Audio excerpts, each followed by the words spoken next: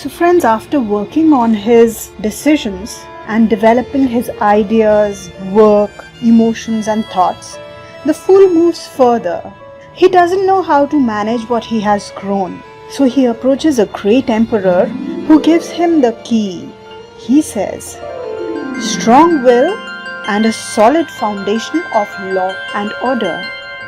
Where the empress is the mother archetype, there the emperor is the father archetype.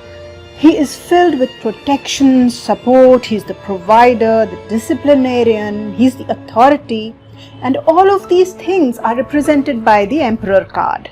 Protection, support, being the provider, creating discipline, being in authority, having willpower, executing law and order. It also represents an important man in the life of the querent. For example, it could be the husband, the father, the boss.